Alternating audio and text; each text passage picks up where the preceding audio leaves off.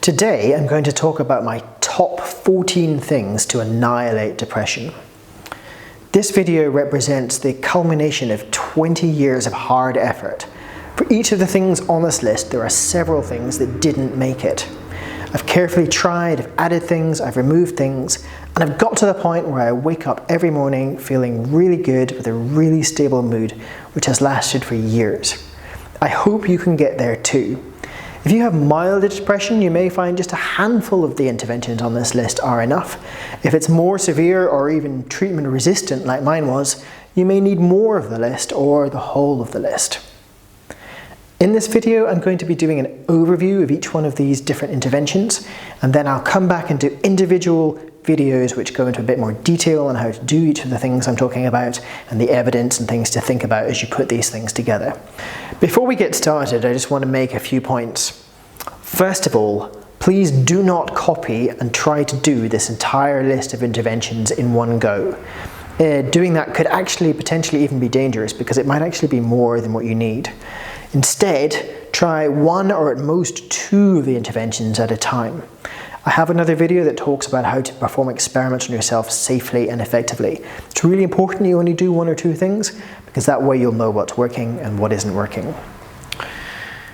I'm going to highlight which of the things from the list is safe to combine. Almost all of the things that I'm going to talk about today are safe to put together.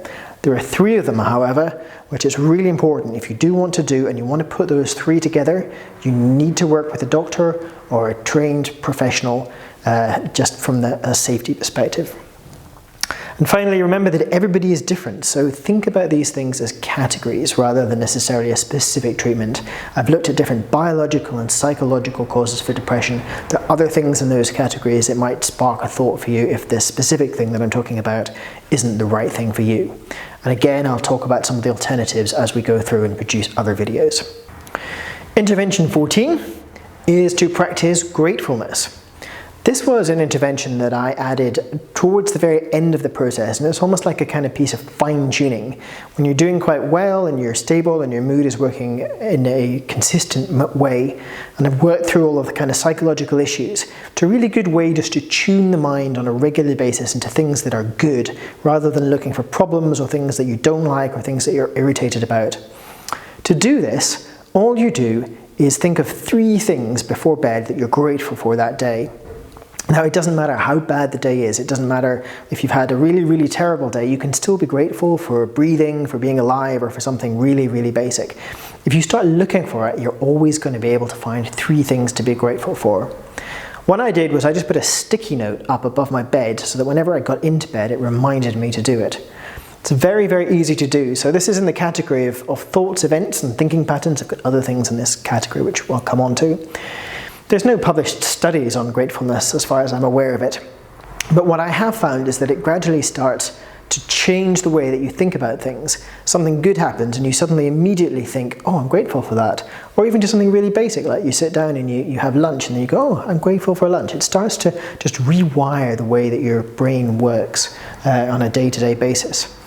Really helps you to experience a sense of joy and flow in life if you do it. I found that just a really, really positive thing to do. It's obviously not something for necessarily that's going to be that helpful in severe depression, but just as rounding these things out, it's a really good thing to do. It's not something I do every day, it's something I do several times a week, and I remember to do it on a fairly consistent basis. I've just got that sticky up as I go to bed. Very, very low effort. It takes all of a minute, and of course it doesn't cost anything at all. Number 13. Now, I talked in another video about some of the evidence for the microbiome and the gut potentially being one of the main root cause drivers for depression. And I also mentioned briefly there that you can take probiotics, and some probiotics help with depression.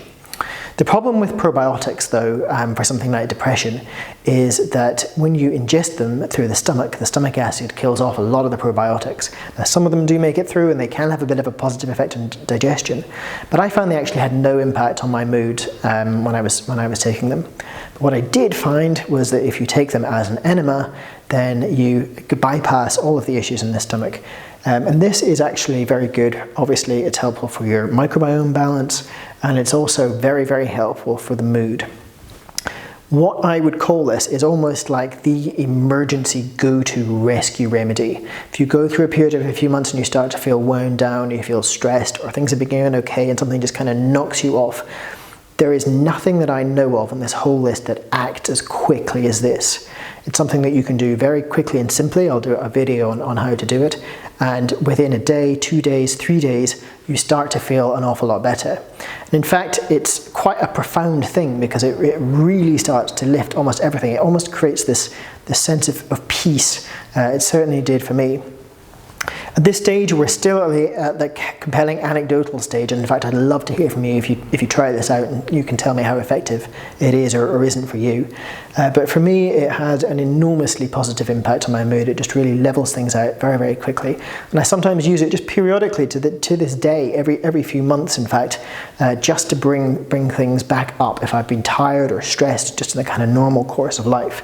It's also very good at reducing anxiety. There's a sort of sense of inner peace and calm that it produces. And if you look at some of the bacteria in the probiotic I use, which is VSL3, some of those have got very direct effects in terms of manufacturing neurotransmitters that help with mood and anxiety. So it's a moderate effort to do. It seems like a little bit of a hassle to do the first time you do it. After that, you really don't think about it. It's not that difficult at all. And it's not that expensive to do if you're only doing it every few months. And it is something that's well worth trying. It is my go-to. It's kind of like if you have a cold and you've got a headache, you take paracetamol. Well, if depression starts to come back, or stress or exhaustion comes back, well, this is what I do, and it has that amazing, amazing effect. The next one, at number 12, is meditation. And meditation is something that takes a bit of effort to get into and to get better at doing. It's something that I do several times a month, and I've varied throughout my life doing it a bit more frequently or a bit less frequently. It's one of those things that you can only do when you reach a certain level of wellness. If you're severely depressed, you're going to really struggle to meditate because of the level of concentration involved. There are some really good books out there. I think I read Meditation for Dummies back in the early days, but there are a variety of other guides. You can also go on courses or meditate in a group with people. Again, it's in the sort of category of thought events and thinking patterns. It's very, very good as you start to recover, because at that point it really helps you to calm and to understand what's happening in your mind, to reflect on your thoughts and to untangle those things that are kind of complex and aren't working very well. It's one of those things that does have really good evidence for actually across a whole range of psychological conditions. It's been really, really well studied. I definitely find it was helpful for increasing mood and reducing anxiety. It takes a bit of effort to do. I'll talk about a couple of different ways to do it in another video. I actually found quite a lot of benefit from using a meditation machine to help me get into the state. But you can do it without that, obviously. You can do it just watching seagulls or, on a bus or whatever. And obviously it has no cost to do. At 11, we have exercise, and in my case, it's just gentle walking exercise. Exercise is a funny one with depression because there's a curve where if you do a certain amount, your mood improves, and you want to push it to a certain point, but if you do too much, you can actually exhaust yourself and make things worse. So you want to do, what I found was best was brisk walking. You want to walk for half an hour or an hour. You want to get to the point where you're going up a few hills and you're out of breath. And you do that on a sort of semi-regular basis. It's something that I do to this day several times a week. It can have a bit of a mood-lifting effect if you're actually feeling down. It's obviously been a few years since I've needed it, specifically for that. It's more kind of maintenance now. But you can kind of walk off a milder state if you spend half an hour or an hour kind of walking outside. Particularly if you go up a few hills and you start to get out of breath, it can sometimes just help things to click in the brain. There is quite a bit of evidence for the effects of exercise on mood and on helping depression. It definitely lifted my mood, and over a period of time it lifted my energy levels as well. I'll come back and talk about some of the evidence for exercise and depression in future videos. It's very good at helping to grow new neurons in the brain, a few other things. It's very, very good. Okay, so those first 4 that we've just covered are things that I do periodically. We're now going to come on to the 10 things that I do every day in order to stay really, really well. So at number 10, I take a supplement called Testosterone.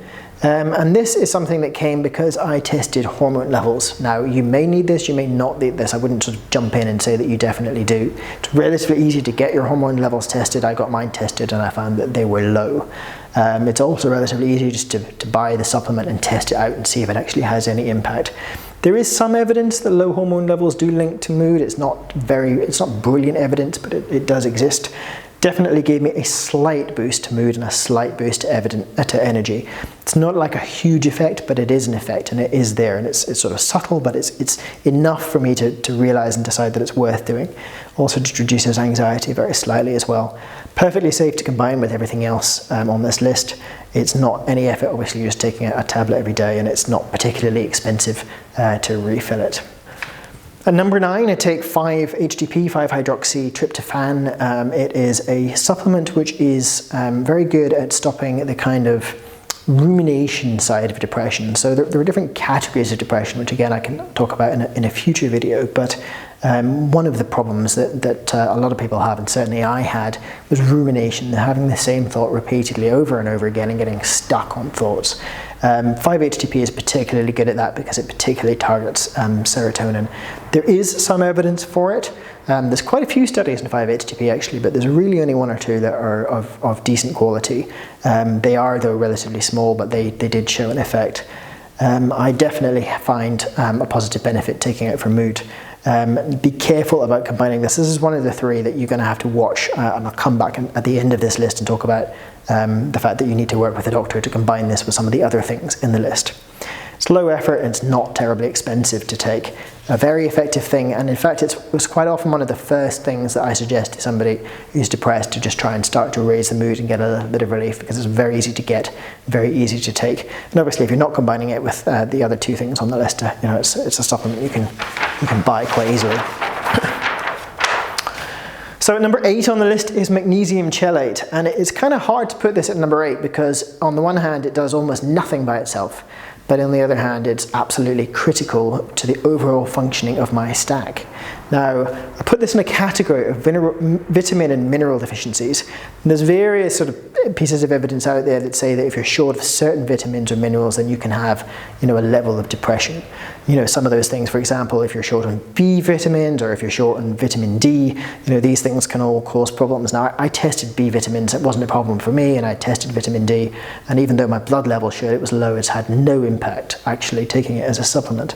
But that doesn't mean that that's the same for you. So, this is a whole category. I will do other videos on these things. But for me, magnesium turned out to be absolutely essential. Taking it by itself has no measurable impact that I can discern, but it's what caused this stack to continue to work. Because one of the problems I had was I started doing some of these things and then gradually the effectiveness would kind of fall off or just be a bit kind of lumpy. Magnesium really sorted that out for me. So it's a massive booster to mood, but really only in combination with some of the other things in this list, and it's a big boost to energy as well, and reduction in anxiety. It just helps to create a state of calm, or the other things I think help to create that, and it helps those things to work. Perfectly safe to combine with the rest of the stack. I put down moderate effort because it can be a bit hard with vitamin and mineral deficiencies in general to figure out which one it is. You can start out by trying a few of the different things that might be short and see if any of those things have any impact on you. It's very low cost, it's not difficult to get at all. I do say chelate, by the way, be careful about that. Oxide doesn't absorb very well at all. You'll get a little bit, but not very much into the bloodstream, so avoid that if you can. Citrate does absorb, but it has much more tendency towards gastrointestinal side effects, so I would go for chelate. So S-adenosine methionine, SAMe, is a absolutely fabulous antidepressant supplement, and there is really good evidence for SAMe. In fact, it's actually been compared with traditional antidepressants, and it has a much lower drop-off rate, it has a higher level of effectivity, and it lasts and it starts a lot faster. So there's really good evidence. It is prescribed in certain European countries as an actual antidepressant that they will prescribe. In many countries, including here, you can just buy it essentially as a supplement. SAMe is really good as a stimulating antidepressant. So 5-HTP is better on the sort of rumination side. SAMe is very good at just lifting that level of energy and mood. It is one of those things that actually has quite a number of potential health benefits. It's probably something that in a low dose people who don't have depression might want to actually think about supplementing with, because we don't always get enough of this in our diets. It is something that you need to be careful of if you're going to combine it with the two other things that I'll talk about on this list. And it's obviously very low effort to take. It's a little bit more expensive as a supplement, so it does have a moderate cost. So at number 6, in terms of the level of efficacy, is getting a full night's sleep.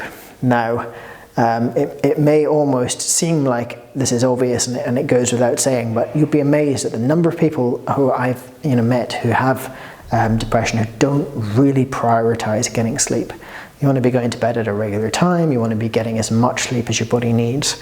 There is good evidence linking depression with sleep, and there is a real impact, particularly on teenagers that are dragged out of bed really early in the morning, and they're just not designed to get up as early in the day as adults, for the most part. Obviously there's variation, but for the most part that's the case.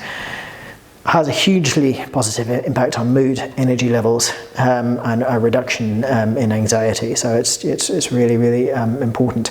The way I do it is I make sure that I go to bed at a relatively regular time, and then I get up without an alarm. So on almost no day, maybe once or twice a month, I have to set an alarm if I've got something early in the morning. But my body clock has just got into a rhythm, and I sleep for as long as I need to.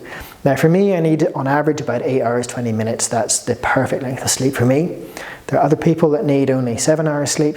That's totally fine if that's what you need, but don't push yourself into being one of those people if you don't.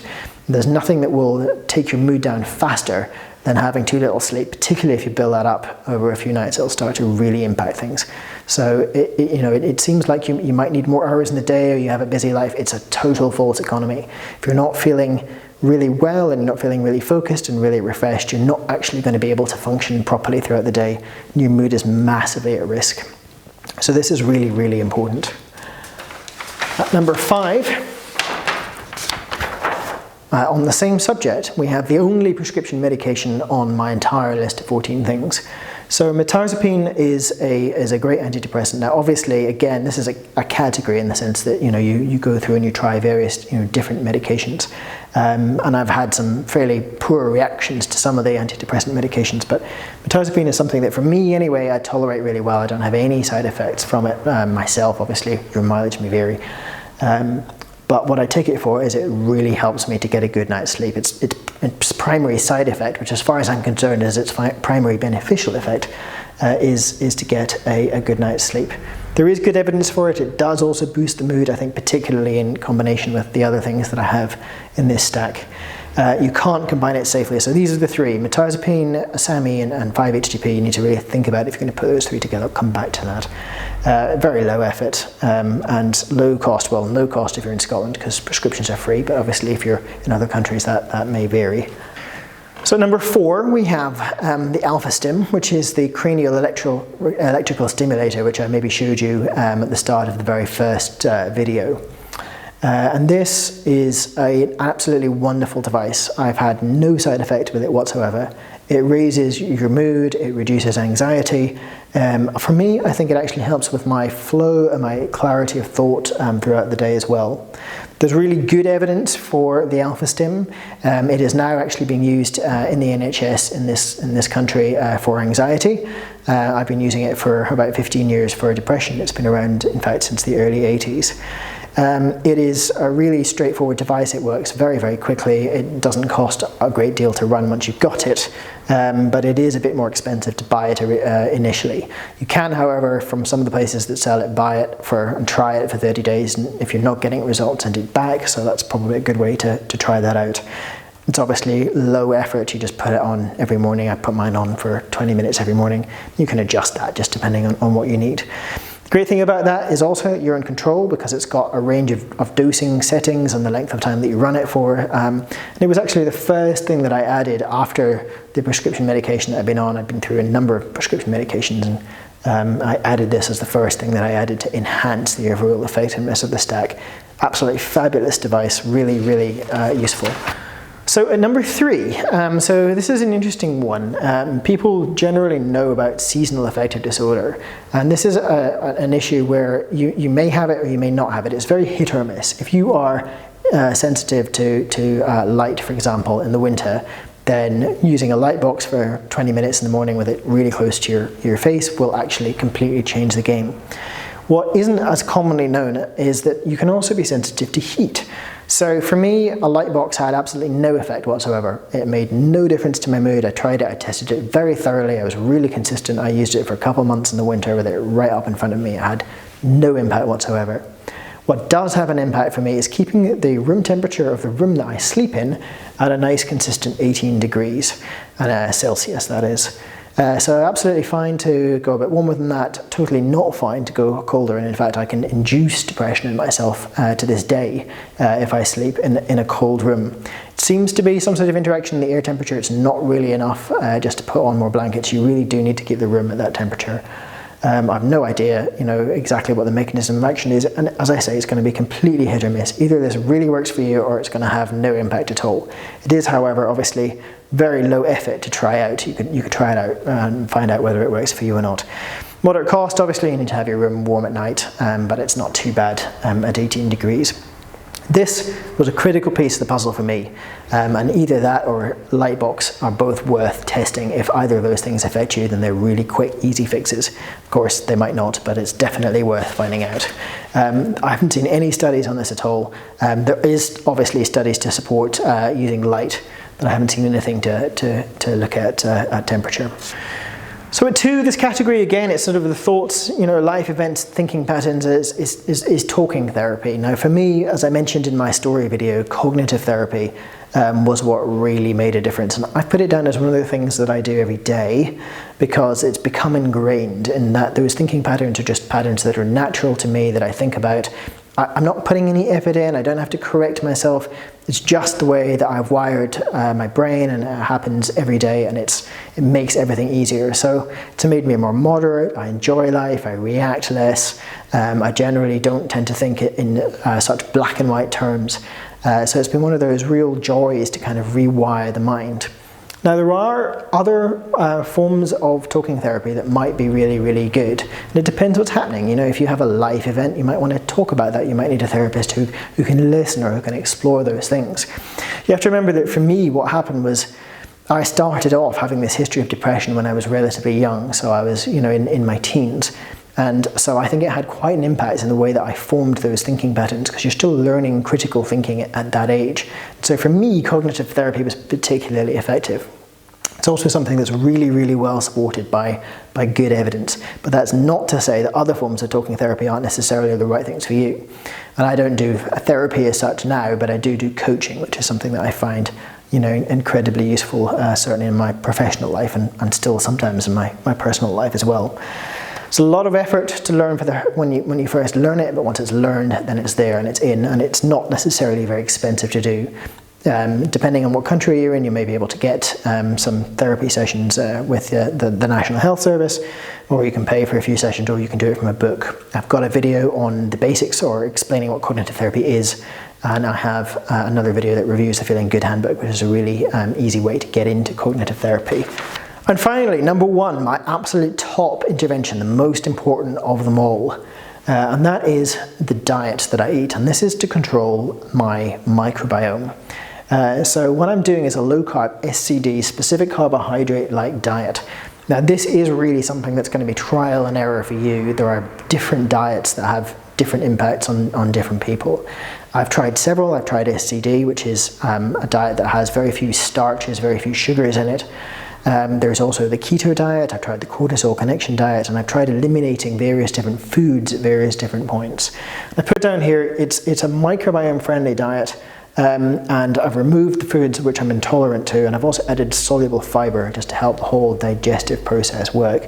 These are all things that I can tease apart in a series of videos so you can understand how to find out about your own microbiome and what interventions to look at. But essentially with a microbiome, you're looking at 3 things.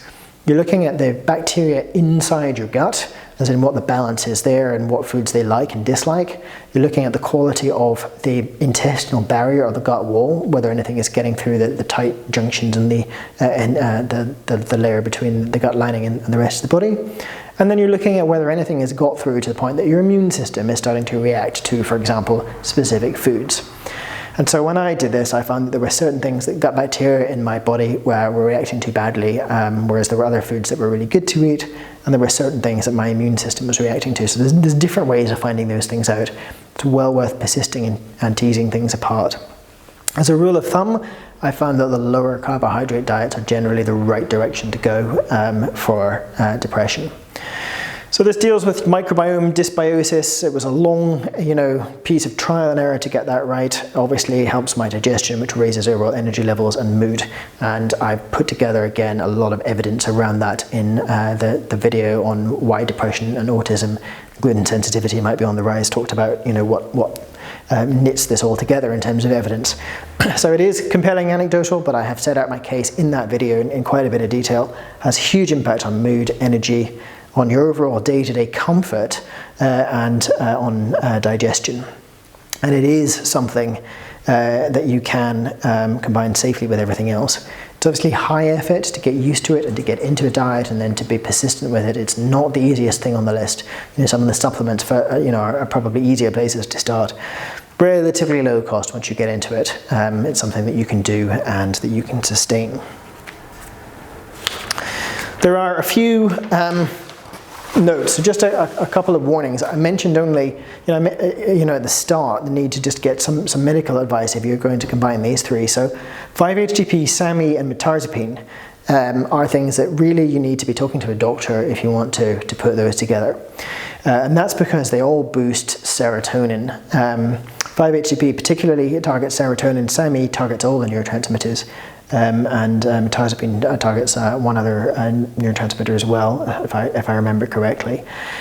So in theory, there is a risk of serotonin syndrome if you put those things together, which is potentially a very dangerous condition. Now, in my view, if you're seriously depressed and your mood is really low, you probably have relatively low serotonin. So adding those things individually very slowly and very carefully seems to me to be very unlikely to produce serotonin syndrome. I think it's, just sort of act of logical reasoning. However, all of that said, this is not something that I could possibly advise you to do without working with a doctor to make sure that it's safe. You will need to find a doctor who is willing to work with supplements. My doctor, for example, wanted to combine together different types of antidepressant medication, which I didn't want to do for reasons that I'll come back to in just a moment. They do exist. There are doctors that will work with you on this and will help you to do this in a safe way.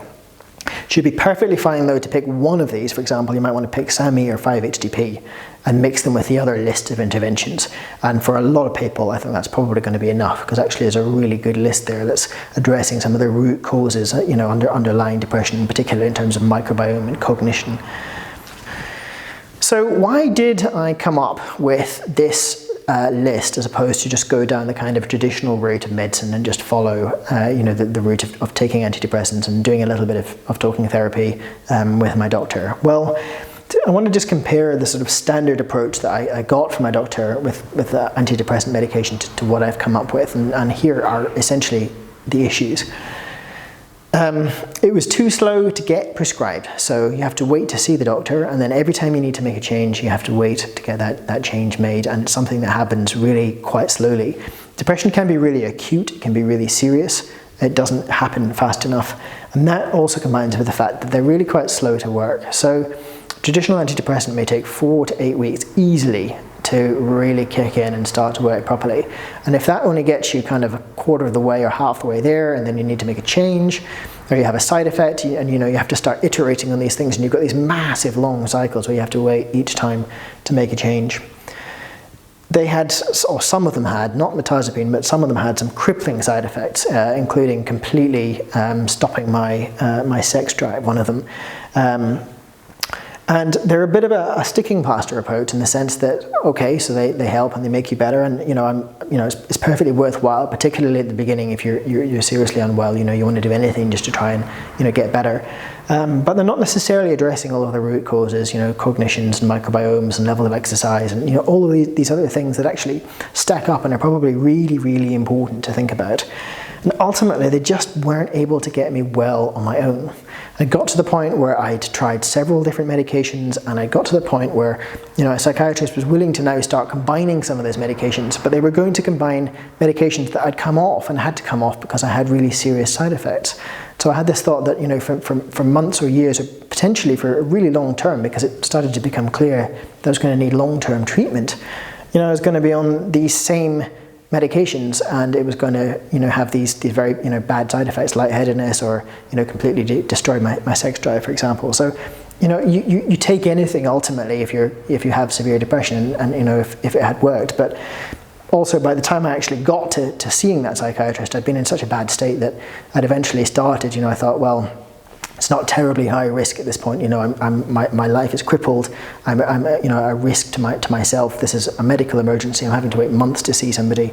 I don't feel like I've got much to lose to actually start to look at this myself. And so by the time I got there, I'd added the AlphaStim for the first time, and even within a few days, it had made this enormous difference, and it started to really, raise my mood and start to make life more tolerable again. So in comparison, the fact is that the things on my stack, generally speaking, they act much faster, and that is evidence-based. If you look at SAMe, it starts to kick in over just like 2, 3, 4 days. It's very, very fast. In fact, that was one of the things that the researchers looked at and really noticed compared to other antidepressants. The same for the AlphaStim, 5 to 10 days, you're going to start feeling an effect from that. 5-HTP, a few days. The probiotic enema, a day, 2 days, 3 days, it's actually the fastest of the lot. Cognitive therapy, for example, takes quite a while to become natural and for it to be something that you do day in, day out, but actually gives you some relief, or starts to work really quite quickly. You start to feel better and start to feel that you're not so trapped by your thinking patterns really quite fast. So the evidence is that the list of interventions that I've put forward, generally speaking, is faster. It's also much easier to control if you're dosing yourself with things like the AlphaStim or with 5-HTP or SAMe. You have a choice. You can increase the dose, you can reduce the dose. It's something that you can do relatively easily, and you'll get the results relatively fast. So you have that chance to tweak and to make changes to what you're doing. It has a much lower chance of side effects. So again, in a study comparing, for example, SAMe with placebo, the dropout rate in the placebo group is very similar to the SAMe group. It really doesn't have very much by way of side effects. AlphaStim, again, the dropout rate in the studies for that, virtually none. It's something that you barely, you're not even necessarily really aware of if you have it on quite a low dose, where it's still perfectly effective. Obviously, you're not likely to get side effects from going out for a walk or for altering and improving your microbiome. So overall, compared to a stack of prescription antidepressants, there is a lower chance of side effects. We're addressing a lot of the root causes here. All of those different things that I've been talking about are getting addressed. It's not just putting a plaster on top of it.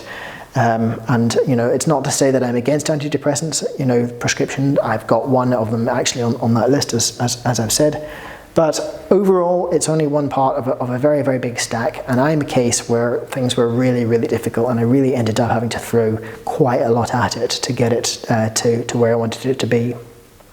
It has left me profoundly well, and by that I mean really truly well, really consistent. I wake up in the morning with energy, with a clear head, able to bounce out of bed.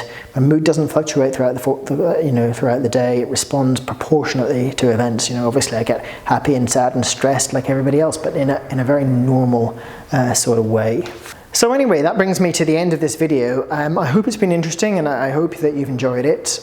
Do let me know in the comment section if you've tried any of these different interventions and how they've worked for you. And if you are new to my channel and haven't already subscribed, then please do so that you don't miss any of the exciting content that I have coming up. In particular, I'll talk you through all of these individual things and how to take them and how to do them and what level of evidence they have and what pitfalls there are in a series of videos that are coming up.